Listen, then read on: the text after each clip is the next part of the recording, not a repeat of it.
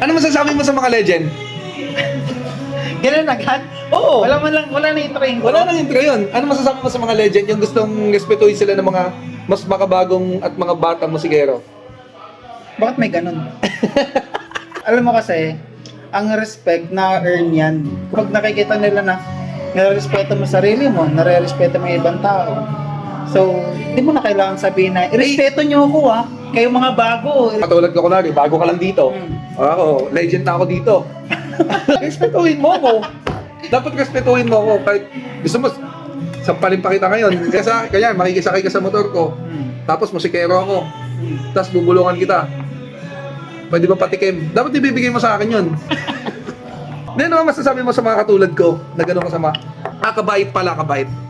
Wala, edi good luck. Siguro din mo pagtanda mo, walang tatalapit sa'yo. Ngayon kasi malakas-lakas ka eh. Pero pag may hina-hina na, Pag may hina ka na, huwag ka lang papakita sa akin. Kung kunyari- Bibigyan talaga kita sa batok pa. Hindi ka tayo titigilan, katulad nagmamakaawa na, tama na yan. ano naman masasabi mo sa mga ganito? Siyempre ako, bago lang din naman ako, bata pa naman ako eh. Meron kasi ako naging baklang gitarista noon. Siyempre, bago lang ako noon, gusto niya kagad ako tikman. Ano masasabi mo sa mga ganon? Yung mga birador ng mga singer? Pirador na singer. Ano masasabi mo doon? Kadiri kayo. Perasong laman lang naman. Maganda, tikman na lang nila yung ano nila, tatay nila. Kung gano'n, baboy ka na din naman. Sagadin mo na. Tamak ka naman, sagadin mo na. May mga ganon eh, yung parang Sila yung matagal na may-ari. kami dito, matagal na ako musikero, dapat kailangan respetuhin mo ko kahit wala kang ginagawang masama sa akin. Tama, wala kang ginagawang masama sa akin, maiinis ako sa'yo. Kasi bakit ang galing mo? Magaling ka eh. Siyempre nakakainis ka. So kailangan respetuhin mo ko kahit bobo ko. Kasi matagal na ako sa music eh. Yun, ang batayan kasi dito, tagal hindi galing. Paano yun? Nagagalit sila, min. Nagagalit sila, Bakit sila magagalit? Nagagalit sila, boy. Kasi quality ka tapos sila hindi. Opo. Bobo! Mayabag. Mga kagaya kong mabubuti ang puso. Yun! Ang buti mo! Na nakakaintindi sa mga tanga. Ano na lang. Nagigits ko naman yung mga legend-legendan na yan. Nagigits ko naman yung ugali nila. Sino kayong pinag-uusapan? Sino ba yan? Si Legend, si Mr. Legend. Madami Lalaki. sila. Dito isang tao lang. Madami kasi sila ngayon. Wala din akong pinapatatamaan. Kumbaga, Parang nasa mood ka lang mag-vlog ka, oo, nasa mood lang talaga ako mag-vlog. Na gusto ko talaga na ipaliwanag sa mga baguhan. Pag may mga nagle-legend-legendan dyan, Pakubaba na lang kayo. hindi, sipahin nyo sa mukha. Oo, matatanda na yung mga yan.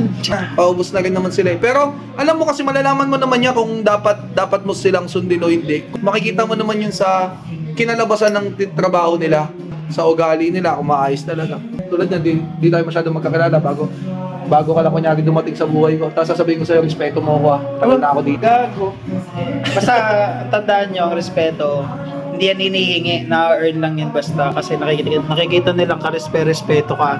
Kung in-expect mong re-respetuhin ka, tapos ang ugali mo, alam mo yun, parang feeling mo superior ka sa lahat. Nakarating na kasi ako sa ibang bansa. Nakarating na ako, kaya yun yung gagawin kong basihan para sobrang galing ng tao. Mga bata pa kayo, madami pa kayong matututunan sa akin. Yes. Sa akin lang at hindi sa iba. Tapos pag nakita mong pumalo ng drum, mag-gitara, mag-bass, kumanta. Nabahan ako dun. Ako hindi ako magaling na gitarista. Ano lang ako, ampaw din ako eh. Ampaw din ako, isa ako sa mga ampaw. Bakit ayaw nyo na lang manahimik? Like, silent! Di ba tinuro sa school ngayon? Yeah, manners na lang ba? Nasa sobrang gusto nilang irespeto sila, pinopost pa talaga na sa Facebook. Hindi kasi kailangan talaga yon para masabing superior ka, magaling ka, malakas ka, at hindi ka nakakatakot kasi bata ka pa. Nakakaba. Minsan, mas masarap yung pag kinamusta mo, miss na miss ka nila. Kaysa yung kakamustahin mo, halos ayaw ka replyan kasi ang sama ng ugali mo. Wala tayong pinag-uusapan. Mabuting tao tayo. Kasi yung mga pinoportray mo na, yung Based on my- dinidescribe mo na Oo. tao, Based on- parang na-imagine ko na agad siya. Hindi, based lang yun sa mga Mukhang nakikita burat. ko sa mga kamusikerong nandoon na parang super superior ko pag mag-post. Dapat ganito, dapat ganyan. Yan lang, masasabi namin sa mga legend dyan. Salamat. Boss! Salamat sa inyo kasi dahil sa inyo nagmumukha kaming mabuti. Salamat din sa kanila kasi doon ko nalaman na na mas maayos yung mga baguhan kaysa sa mga legend-legendan. Anyway, hindi ako nagtuturo dito. Baka sabihin mo, nagpapaturo lang din kaming dalawa sa mga legend talagang totoo. Medyo nagkaroon ako kasi ng ugat nung nabasa ko na naman. Ba't di nyo ako nire-respeto kayong mga baguhan, kami mga datihan? May mga ganun no? Parating na ako sa ganitong bansa, di ba? Dito, inugatan na kami dito. Di ba? Yan, inugatan ka na dyan, kaya nandiyan ka pa din. Ganun. Please, spread love lang, lalo mga kamusikero, dapat maging masaya tayo at saka suportahan. Palakpakan nyo, kaysa siraan nyo. Parang sa business lang yan kaibigan mo may business, supportahan mo, bilihan mo. Dapat nga, bigyan mo pa ng tip para tumubo siya ng todo kung talagang kaibigan mo. Ganun din sa music. Dapat pagka kamusikero mo, alam mong magaling, kunin mo ng kunin. Hindi porket bata pa yan Tapos ayaw mo kunin kasi mas magaling, mas maganda, mas gwapo. Kailangan dahil pangit ka, sila mag-a-adjust. Tanga. Diba? Yun ang katotohanan Tungo ko. Kasi nakakat yun.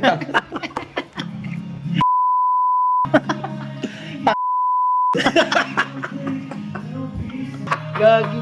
Hindi, yan lang. Hindi naman, wala tayo ibang pinatatamaan. Gusto lang natin, may ayos lang ba yung ugali ng mga musik? Kasi, ang baba na nga ng sahod sa sarili natin bansa, magsisiraan pa tayo, di ba?